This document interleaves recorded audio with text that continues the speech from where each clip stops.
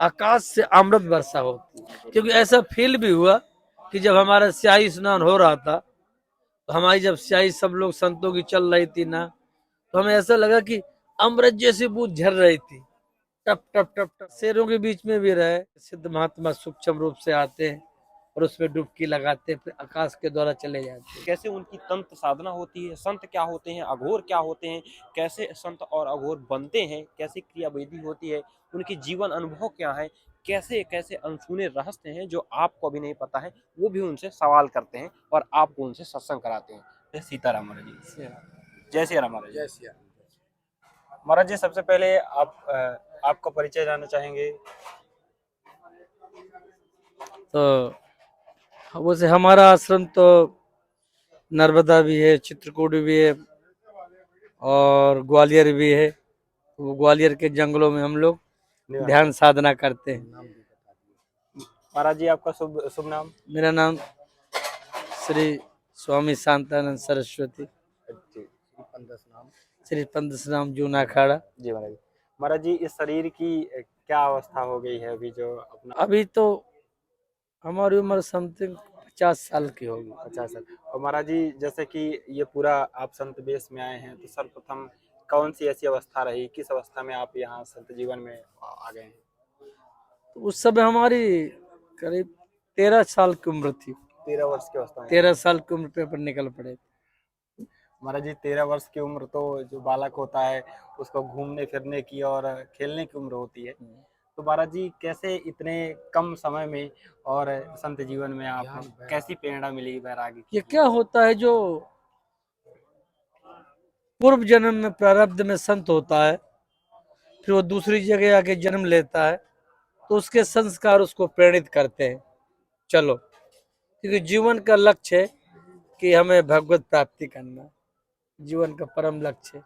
महाराज जी, जैसे कि हम सारे लोग हैं, हम तो अभी संत जीवन में नहीं हैं, हम भक्ति मार्ग सीख रहे हैं।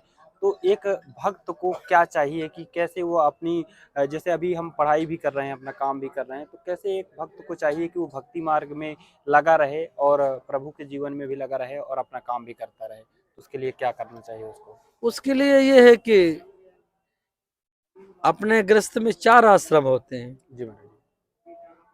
ब्रह्मचर्य, फिर गृहस्थ, फिर वानप्रस्थ और सन्यास। तो हमें क्या है कि हर मनुष्य को 25 साल तक ब्रह्मचर्य रहना चाहिए। जी महाराज जी। ब्रह्मचर्य रह करके सुबह जल्दी, भगवान कहते हैं प्रातः काल उठ के रघुनाथा माता पिता गुरु ना वही माता, सुबह जग करके माता पिता के चरणों में प्रणाम करना चाहिए, बड़े बुजुर्गों के चरणों में प्रणाम और गुरु के चरणों में प्रणाम करना चाहिए। इसके बाद में फिर स्नान ध्यान करना चाहिए। जैसे भोजन के हमें भोजन से हमें एनर्जी मिलती है शरीर को, ऐसे भजन को हमको एनर्जी मिलती है इस आत्मा को, इसलिए भजन भी करना, क्योंकि भोजन शरीर का आहार है, भजन आत्मा का आहार है। जी महाराज जी, बहुत बड़ी बात है ना। प्रातः काल उठ करके भगवत नाम जप करना चाहिए, पाठ करना चाहिए, कीर्तन करना चाहिए, भगवान से प्रे करना चाहिए, क्योंकि हम सब भगवान के बालक है, हम भगवान के पास से ही आए हैं और भगवान के पास ही हमें सबको जाना है भैया। जी महाराज जी, बिल्कुल महाराज जी।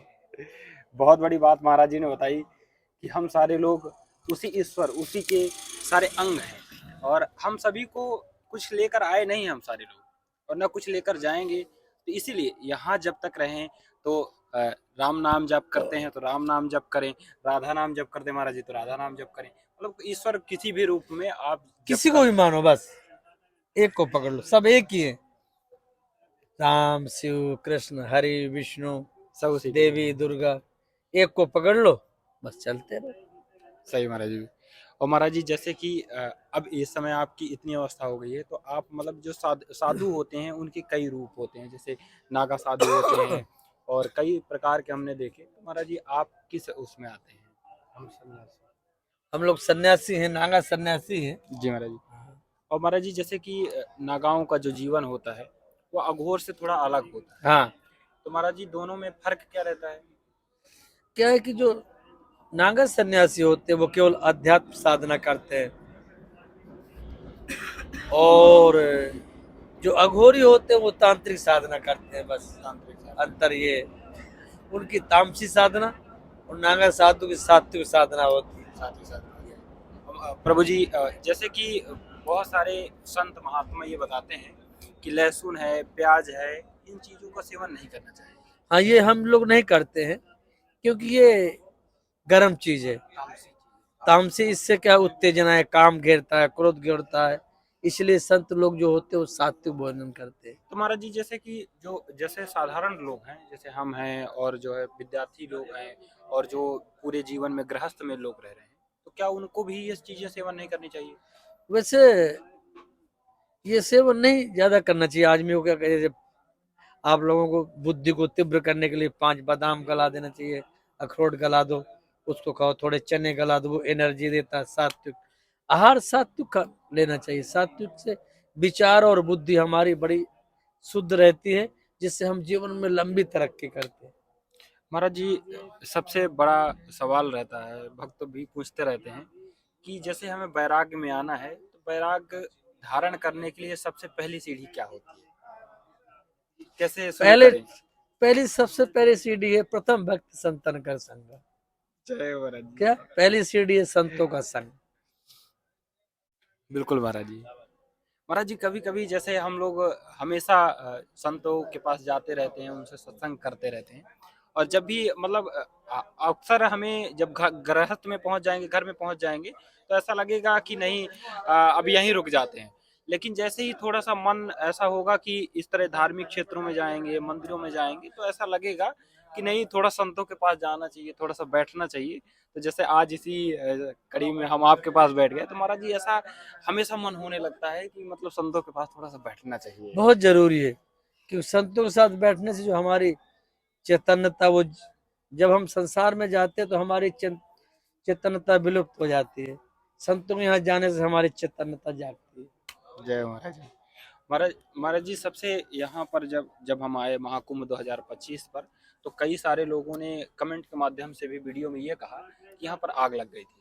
तो महाराज जी बहुत सारे लोग ये भी पूछने लगे कि वहाँ संत रहते हैं, इतनी साधना हो रही है, तो फिर भी आग कैसे लग गई? तो महाराज जी मगर कुछ नहीं किया, ये तो कहीं खाना वाना बन रहा होगा या गैस लीक कर गई, इस वजह से लग गया, बाकी कोई ज्यादा कोई हानि नहीं हुई। हानि नहीं हुई। महाराज जी जो इस बार महाकुंभ 2025 है, इसमें जो श्रद्धालु आ रहे हैं उनके लिए क्या विशेष है? ये तो पर्व है।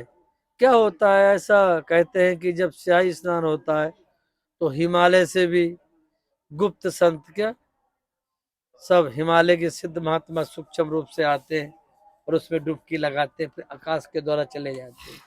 महाराज जी जैसे कि महाकुंभ हो या फिर कुंभ मेला हो, जो हाँ। आयोजित होता है 4 क्षेत्रों में, उसका भी एक अलग महत्व है।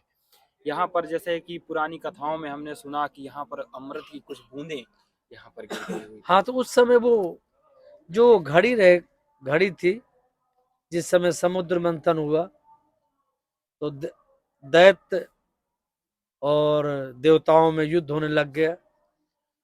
तब धनवंतरी लेके कुंभ का घड़ा 4 जगह भगे। एक जगह हरिद्वार, तो वहां अमृत छलका, जी महाराज जी। फिर उज्जैन में छलका, उज्जैन, फिर प्रयाग में, फिर नासिक में। नासिक। ये 4 जगह अमृत छलका है।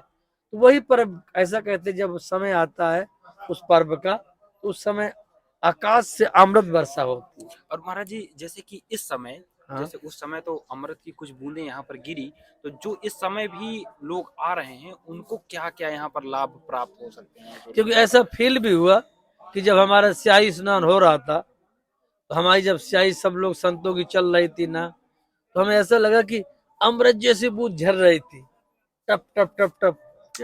वही अमृत वर्षा है। वही